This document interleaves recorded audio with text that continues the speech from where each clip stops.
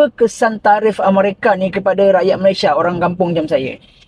Sejujurnya, kalau tarif ini berlaku, negara kita memang cuak, memang kita sebagai negara... Ya. Betul, Saya betul. tak rasa pun. Okey.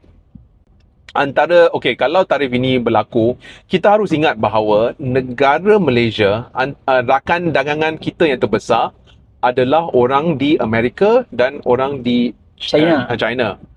So, kalau tiba-tiba tarif ini dikenakan ke atas negara China atau negara China, apa yang akan berlaku adalah barangan dari negara China akan jadi lebih mahal.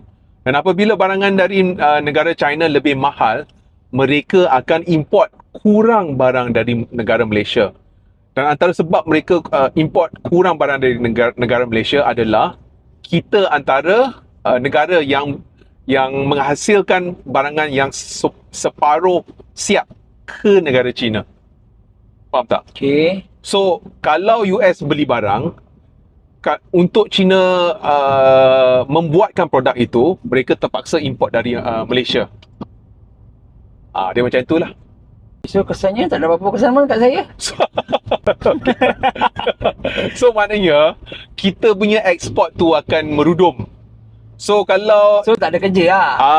okey, saya macam ni. Kalau Amerika kenakan tarif kepada negara China, negara China mereka akan import kurang barangan dari negara Malaysia. Dan apabila negara China import kurang barangan dari negara China, ekonomi kita secara teorinya akan merudum atau sales untuk negara kita akan merudum. Apabila sales kita merudum, kebarangkalian syarikat-syarikat akan mengalami kerugian, dan apabila syarikat-syarikat mengalami kerugian, mereka terpaksa melepaskan orang lah. So akan banyak syarikat tutup. Betul. So, bila syarikat tutup akan ramai pekerja yang diberhentikan. Betul. So orang tak ada kerja lah. Betul. So tu efek dia lah. Betul. So jadi kalau orang kampung mungkin dia tak efek sangat lah kot. Kalau kita buat pertanian, kalau kita buat services yang dibeli oleh orang-orang dekat bandar, memang tak lah. Okay, so yang terkesan adalah orang bandar lah. Betul. Sebab Those yang kerja dalam syarikat-syarikat yang berhubung kait dengan Amerika, yang berhubung kait dengan negara China, itu mereka akan terkesan lah.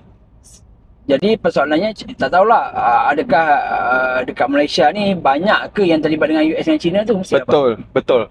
Because rakan dagangan Malaysia yang terbesar, nombor 1 negara China, nombor 2 adalah negara US. So kalau